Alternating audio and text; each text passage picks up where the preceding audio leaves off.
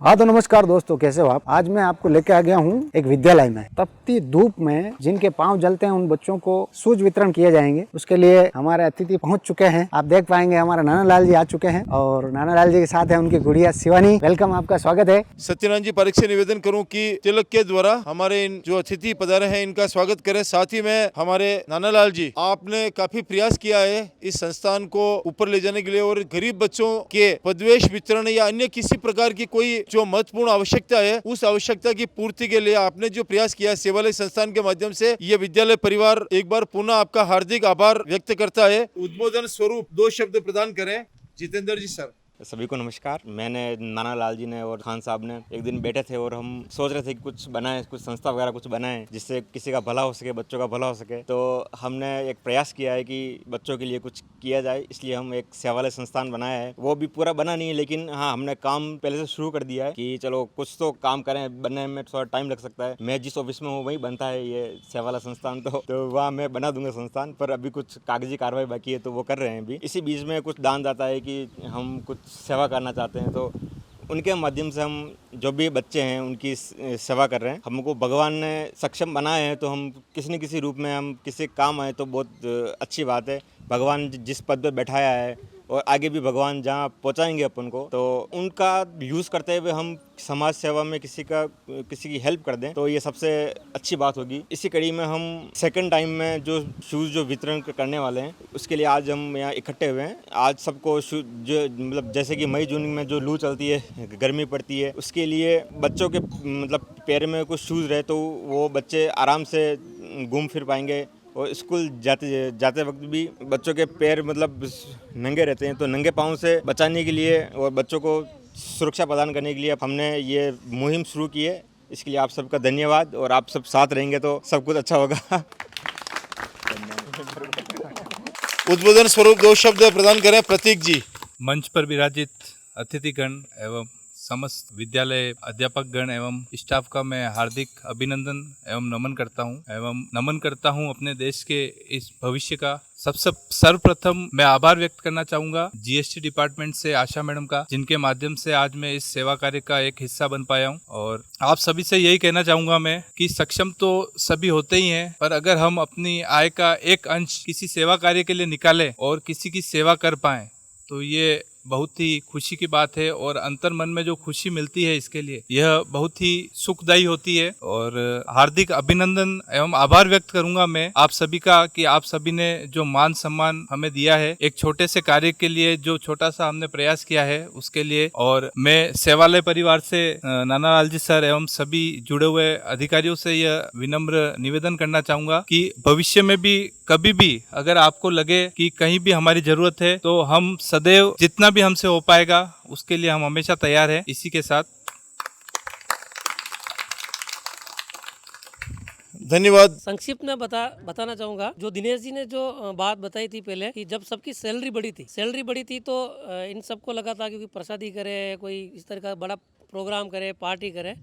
तो मैंने कहा थोड़ा थोड़ा कंट्रीब्यूशन करो। एक लिस्ट मेरे पास पड़ी हुई थी बच्चों की, एक स्वेटर लेके आओ। तो दिनेश जी ने जा कर के स्वेटर लेके आए। फिर हमने उसको कहीं नहीं डाला, ना अखबार में न्यूज़ दी, ना फेसबुक पे, कहीं नहीं, बस जा कर के इस तरीके से छोटा सा कार्यक्रम करके आ गए।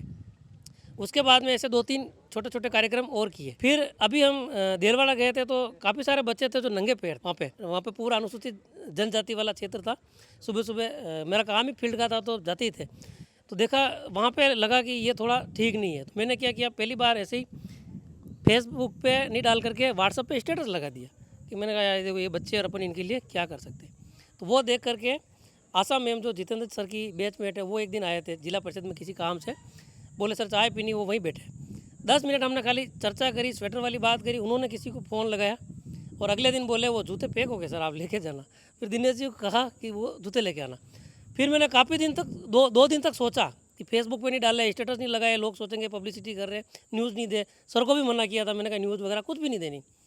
फिर भी मैंने वो एक जो ग्रुप बना रखा था उसमें मैंने कुछ लिख के डाल दिया और आशा मैम ने स्टेटस पर लगा दिया। अगले दिन फ़ोन आया, सर एक प्रतीक बड़ाला सर है, उन्होंने संपर्क किया है, वो शूज़ देना चाहते थे। लिस्ट तैयार थी। तो फिर मुझे लगा कि वो व्हाट्सएप पे डालना, फेसबुक पे डालना भी मतलब ठीक रहा। पहले सोचा कि नहीं डालेंगे, इसको लोग नेगेटिव लेंगे, लेकिन नेगेटिव नहीं लेकर के पॉजिटिव लिया। तो बड़ाला सर के रूप में सामने आए।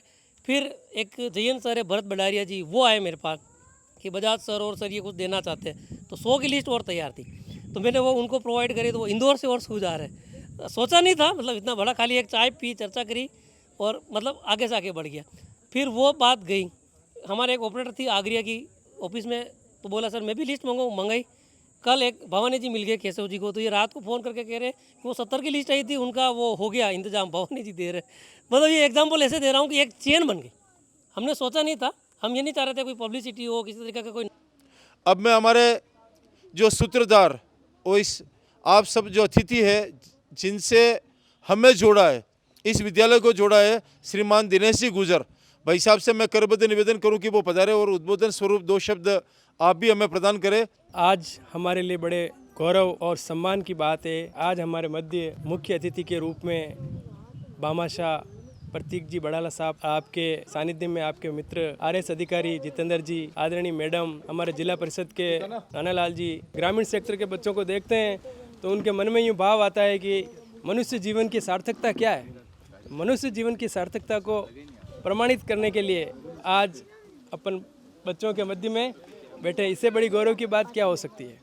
विद्या के मंदिर में माँ शारदे को नमन, मंच के स्वर्णिम सानिध्य को नमन करती हूँ मैं आप सबकी गरिमामय उपस्थिति को। जो पंक्तियाँ मैंने सुनी थी बचपन में कि चिड़िया चोंच भर ले गई नदी न घटियो नीर, उसी को यथार्थ रूप दे रहे हैं आदरणीय सर। मैंने कुछ पंक्तियाँ लिखी थी कि कुछ चेहरे यूं ही नहीं मुस्कुराया करते हैं। वजह होती है कि कुछ चेहरे यूं ही नहीं मुस्कुराया करते हैं और रंग बासंती वो यूं ही नहीं उड़ाया करते हैं। बड़ी शिद्दत से निभा रहे हैं किरदार आप जैसे दरा यूं ही नहीं आया करते हैं, आप जैसे दरा यूं ही नहीं आया करते हैं। हमारे लिए एक अवसर है कि हम इस अवसर पर अपनी तरफ से कुछ करने की कोशिश करते हैं। चूँकि मैं सक्षम नहीं हूँ किंतु सेवालय संस्थान से जुड़ा हुआ हूँ और कोषाध्यक्ष हूँ, और आप आश्चर्य करिए मेरे कोषाध्यक्ष की केस बुक में एक लाइन भी लिखी हुई है नो CR नो DR,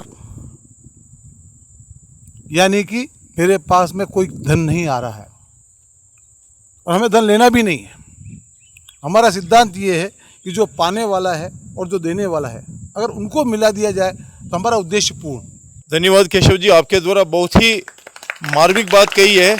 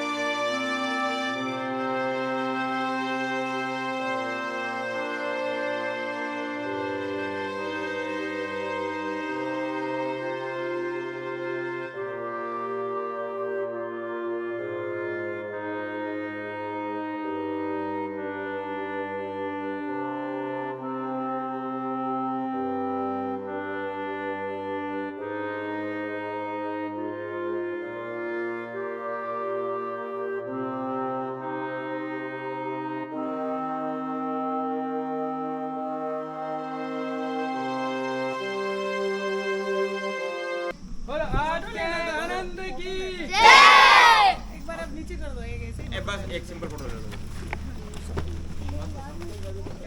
तो दोस्तों कैसा लगा आज का प्रोग्राम?